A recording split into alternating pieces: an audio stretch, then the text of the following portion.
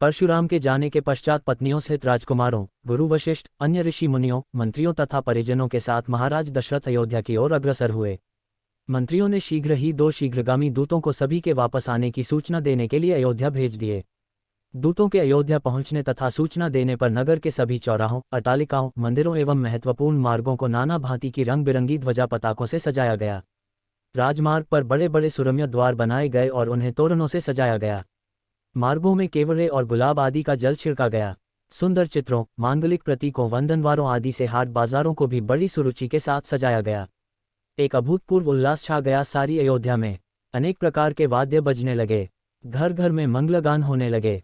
ये ज्ञात होने पर कि बारात लौटकर अयोध्या के निकट पहुंच गई है तथा नगर के मुख्य द्वार में प्रवेश करने ही वाली है, सुंदर, सुकुमार, रूपवती, लावण्यमयी कुमारियां अनेक रत्नजटित वस्त्राभूषणों से सुसज्जित होकर आगंतुकों का स्वागत करने के लिए आरतियां लेकर पहुंच गईं।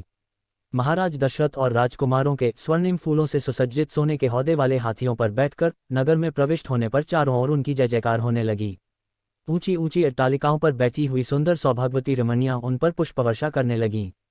अयोध्या की नववधुओं सीता, उर्मिला, मांडवी और श्रुतकीर्ति को देखने के लिए अट्टालिकाओं की खिड़कियां और छज्जे दर्शनोत्सुक युवतियों, कुमारियों से ही नहीं वरन प्रौढ़ाओं एवं वृद्धाओं से भी खचाखच भर गए।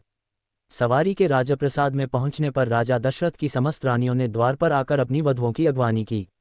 महारानी कौशल्या, कैकेयी एवं सुमित्रा ने आगे बढ़कर बारी बारी से चारों वधुओं को अपने हृदय से लगाया और असंख्य हीरे मोती उन पर न्यौछावर करके उपस्थित याचकों में बांध दिए। फिर मंगलाचार के गीत गाती हुई चारों राजकुमारों और उनकी अर्धांगिनियों को राजप्रासाद के अंदर ले आईं।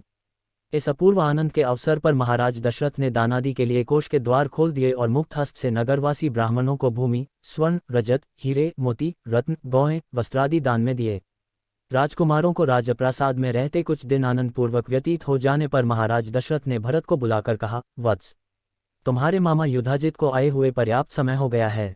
तुम्हारे नाना नानी तुम्हें देखने के लिए आकुल हो रहे हैं, अतः तुम कुछ दिनों के लिए अपने ननिहाल चले जाओ। पिता के आदेशानुसार भरत और शत्रुघ्न ने अपनी माताओं तथा राम और लक्ष्मण से विदा लेकर अपने मामा युधाजित के साथ कैकेय देश के लिए प्रस्थान किया।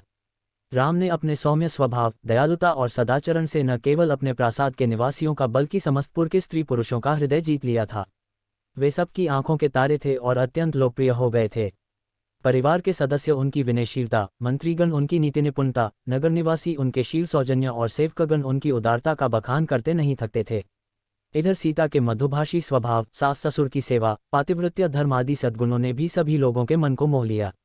नगर निवासी राम और सीता की युगल जोड़ी को देखकर अत्यंत प्रसन्न होते थे। उनके प्रेम और सद्व्यवहार की चर्चा घर घर में की जाती थी।